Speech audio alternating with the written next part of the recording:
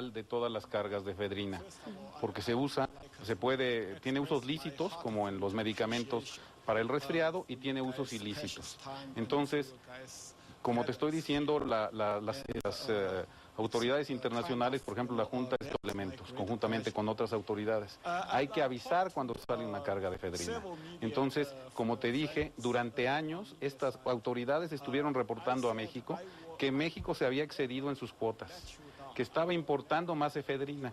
Entonces, claro, cuando ven este embarque, conjuntamente con la agencia norteamericana, se lo avisa a la autoridad mexicana, eso es público. No hay nada extraño en este tipo de acciones, cotidiano en el trabajo de las policías del mundo. Ahora, una vez que llega el embarque, la ley mexicana te dice que tú puedes tomar muestras y luego puedes destruir, cuando la muestra es confirmada presuntamente, la sustancia ilícita. ¿De inmediato? No de inmediato, pero el Ministerio Público tiene facultades para hacerlo en un plazo razonable, siempre y cuando esas muestras hayan sido, digamos, ahí se hayan tomado muestras con el procedimiento que está adecuado. Si el imputado duda del procedimiento y pide que se haga nuevamente la muestra, ¿debe hacerse? Tienen que tener ellos muestras de respaldo. O sea, no se ha destruido toda la sustancia. No, evidentemente debe haber en la institución, en la Procuraduría General de la República, este tipo de muestras de respaldo. Eso es técnico, eso es un procedimiento normal que se hace con cargas de cocaína, con cargas de heroína, con metanfetamina también. En términos de defensa de este individuo, ¿él tendría derecho a solicitar nuevamente que se revise ese peritaje, ese examen? Claro, claro, hay elemento de contradicción también en el procedimiento mexicano. Ahora, él hace una acusación directa al procurador y dice que se alteró el procedimiento técnico para que el resultado de eso surgiera como pseudoefedrina. Eso puede volverse a constatar, y yo no soy experto químico, naturalmente, yo soy un experto en temas de procedimiento penal, de sistemas comparados, pero evidentemente eso se puede repetir. Lo que es escandaloso es que todas esas toneladas en exceso fueron importadas a México legalmente, es decir, mediante autorización de la autoridad que podía emitir esas autorizaciones. Legalmente. Legalmente, claro. Pues es que el señor tenía documentos que permitían el ingreso de esas sustancias al país. Algunas, se dice, fueron cambiadas, pero muchas otras su empresa las tuvo legalmente como pseudoefedrina. Pero excedimos en todo el sexenio pasado muchas veces el consumo máximo que teníamos autorizado por las cuotas internacionales. Ese es el verdadero problema. Y ahí tú ves cómo y por qué el señor tiene razón en decir que puede ser, es decir, que hay funcionarios muy importantes implicados, yo no sé cuáles, pero seguro los que tramitaron todos estos permisos de importación. Durante años la Junta Especial de Fiscalización estuvo diciéndole al gobierno mexicano que tenía que cuidar eso, y a pesar de que la Secretaría de Relaciones Exteriores y la Procuraduría se lo dijeron a Presidencia de la República, no hizo nada. ¿Por qué no hizo nada? Ese es el verdadero escándalo. A ver, entonces, ¿quiere decir que México se permitió, por las razones que sean, el ingreso de cuotas mayores a las adecuadas para utilizarlas en medicamentos de estas sustancias, y el señor efectivamente pudo haberlo importado legalmente y después utilizarlas después se derivaban para metanfetaminas? O sea, el ingreso al país estaba permitido. Era legal, todos estos años. Era legal. La diversión después hacia los traficantes de drogas, y producir metanfetaminas en los Estados Unidos es el problema que tú estás viendo. ¿Okay? O sea, técnicamente hablando, la importación era legal, pero el propósito era utilizarlo para la construcción de metanfetaminas, lo que lo vuelve ilegal.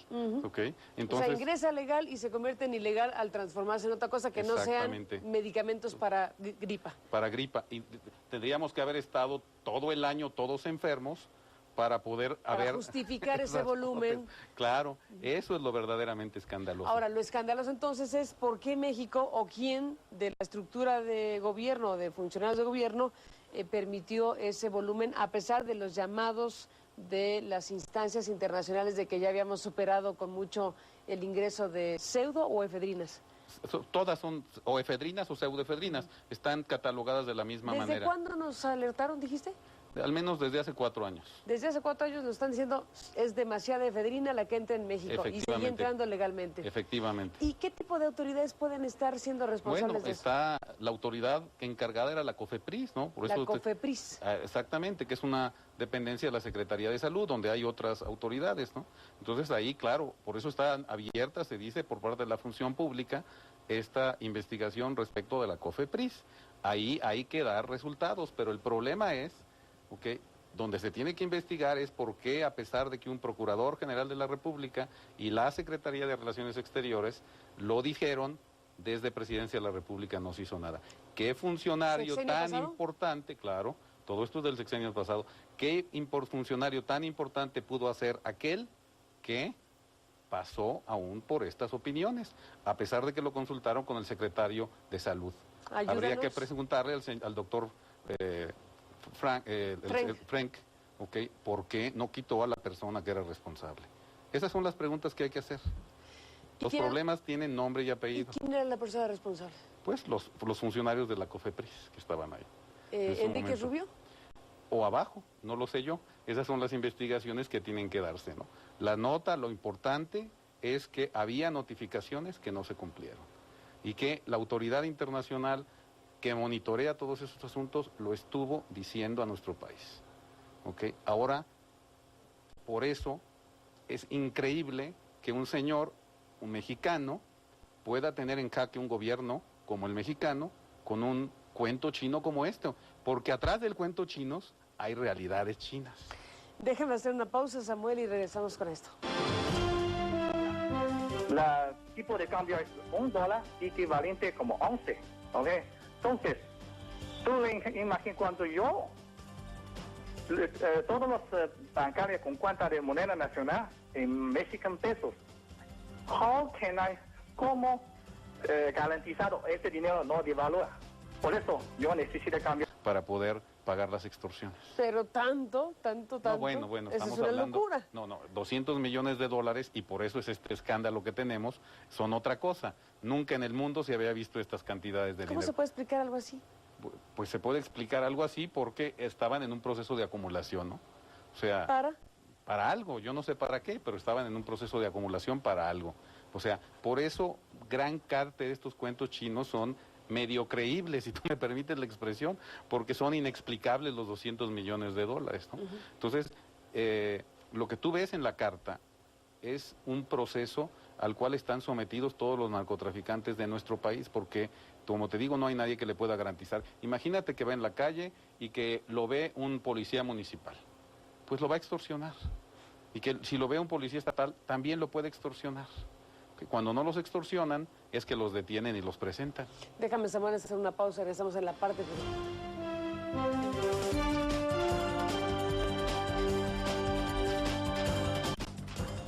Bueno, nos faltó muchísimo tiempo, Samuel, pero retomo tu idea brevemente. Entonces tú dices, de lo que ya se sabe, las preguntas que hay que hacer tienen que ver con COFEPRIS, con aduanas, con quién permitió finalmente que se importara legalmente efedrina en nuestro país en los últimos 4 años, y con qué cierras.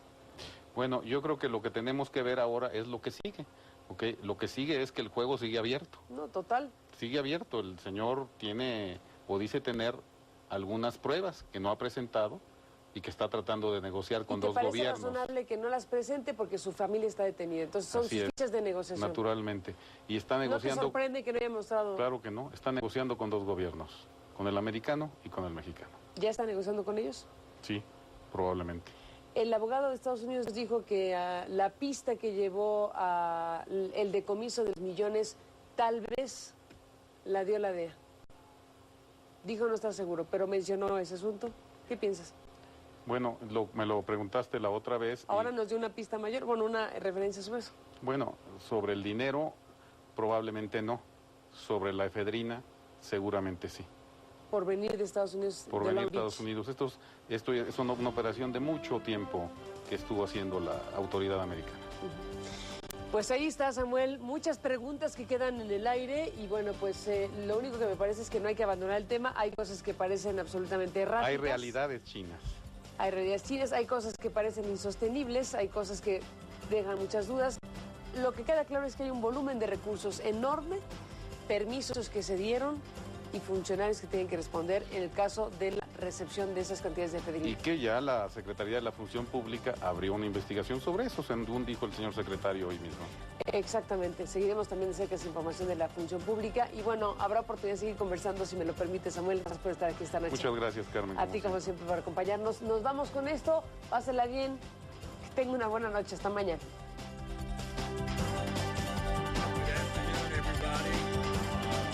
Those of you out there who I know and have met, thanks for coming. For those of you who I don't know, thanks for coming as well. It does seem like this is a bit of a story.